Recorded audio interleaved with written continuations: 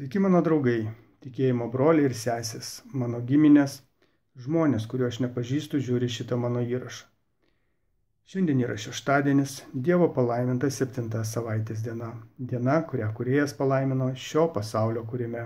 Sveikinu visus su šia labai prasminga ir nuostabia diena. Būkite Dievo artume ir jo palaimoje. O aš toliau tęsiu Dievo žinią pasauliui ir šiandien noriu paskelbti, štai aš visą darau naują. Tai yra svarbi Dievo žinia mums palikta, nes ši žinia apima visas žinias ir parodo, kur mes esame ir kur mes einame ir kas mūsų laukia. Ir visos šios žinios skatina mus priimti teisingą sprendimą. Biblija tai yra istorinė knyga ir jinai pasakoja apie didžiąją kovą, kuri vyksta tarp Dievo ir Šėtono.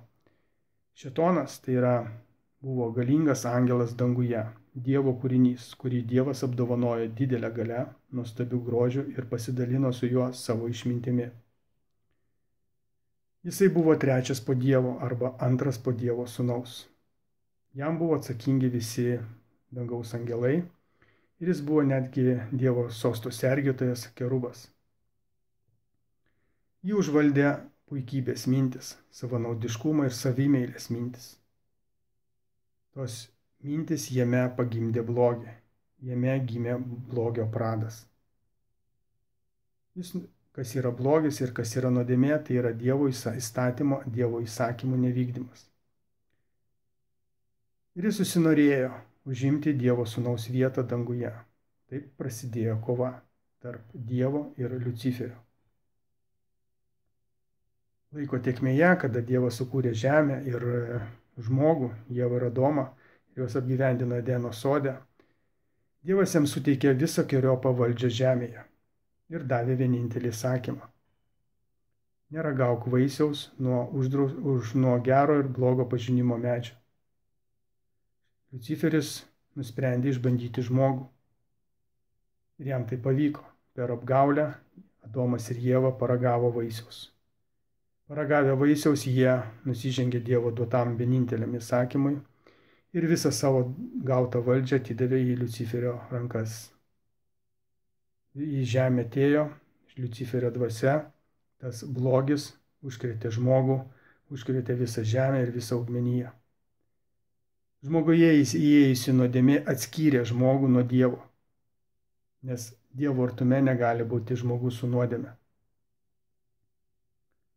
Žmogus tapo jo įtakoje, to blogio įtakoje. Atėjo skausmas, nerimas, stresas, mirtis, baimė, kuriame mes visi dabar gyvename, tame jo pasaulyje. Dievas, matydamas tą didelę atgailą žmogaus, sukūrė išgelbėjimo planą. Jis atsiuntė savo sūnų, Jėzų Kristų, kad jisai per savo kančią ir kraują išpirktų kiekvieno žmogaus nuodėmes. Bet čia reikia suprasti, kad to vien nepakanka. Žmogus turi patikėti tą auką, atversti Dievo žodį ir suprasti, sukurti santykį su Dievu, pamatyti savo nuodėmingumą, tą nuodėmę esančiame jame, dėl jos atgailauti, dėl kiekvienos padarytos nuodėmės Dievo akise. Pasikrikštyti, atnaujinant sandorą su Dievu. Ir tik tada per Dievo malonę yra atleidžiamas mūsų nuodėmės. Dėka Jėzaus Kristaus kančios ir kraujo. Tos nuodėmės mūsų yra nuplaunamos dėl mūsų tikėjimo. Kito kelio nėra. Niekas kitas mūsų nuodėmių atpirkti negali. Tik per Jėzaus Kristaus. Per Jėzų Kristų. Kada Jėzus Kristus kabėjo ant kryžiaus ir ištarė žodį atlikta, jisai paskelbė mirties nuosprendį šio pasaulio kunigaikščiui Šėtonui. Nes po šio veiksmo Jėzui Kristui buvo suteikta visa valdžia tiek danguje, tiek ir žemėje. Ir Jėzus Kristus tapo šios žemės valdytojas. Jo Šėtono laikas eina į pabaigą ir visa šita didžioji kova taip pat eina į pabaigą ir mes esame šios kovos epicentre, pačiame tame centre ir ta kova vyksta ne dėl teritorijų, o dėl mūsų sielų. Šėtonas nori pasiimti visas sielas kartu su savimi į pražūtį. nes jam reikės atsakyti už kiekvieną nuodėmę padarytą žemėje ir jis to nenori. Todėl Dievo žodis ir perspėja mus visus, kad visa šita sistema, šėtono sukurta, įves žvėries atvaizdo tokią sistemą ir įves žvėries ženklą, kuris turės sužymėti visus žmonės pasirinkime. Kaip ir minėjau, 3 dalyje, kiekvienas žmogus žemėje stovės ties riba, ties to pasirinkimu. Nes, kaip ir sakiau, yra 2 tikėjimai. Vienas tikėjimas, kuris remiasi Dievo žodžiu, kitas tikėjimas, kuris nesiremia Dievo žodžiu. Nuo kiekvieno žmogaus pasirinkimo priklausys ir jo likimas. Jeigu žmogus pasirinks šėtono kelią, jis pasirinko pražūtį. Dievas nieko negalės jam pagelbėti, nes tai bus pačio žmogaus pasirinkimas. Kada kiekvienas žmogus pasirinks, tada prasidės Babelės žlugimas. Nes, kaip ir minėjo pirmas angelas, yra prasidėjęs Dievo teismas. Dievo teismas yra prasidėjęs būtent tai Babeliai. Ir šėtonas yra metęs kaltinimą Dievui, kad visos sielos šioje žemėje yra nuodėmingos ir jos priklauso man. Nes pagal Dievo įsakymą atlygis už nuodėmę yra mirtis. Todėl būtent per žvėries ženklo įvedimą jisai norės įrodyti Dievui, kad čia nėra nei vienos sielos, kuri trokšta Dievo. Dėl to tai bus naudojama prievarta, priverstinis garbinimas šios dienos, kaip rašo Apreiškimo 13 skyriuje, kad visi, kurie atsisakys pagarbinti žvėries atvaizdą, būtų žudomi. Taip pat, kurie atsisakys, jie negalės nei pirkti, nei parduoti. Reiškia, prieš juos bus naudojamas smurtas, psichologinis, ekonominis, netgi bus prieita prie žudimo. Ir bus, kaip sako Apreiškimo 14 skyriuje, čia pasirodo ištvermė šventųjų, kurie laikosi Dievo įsakymų ir Jėzaus liudijimo.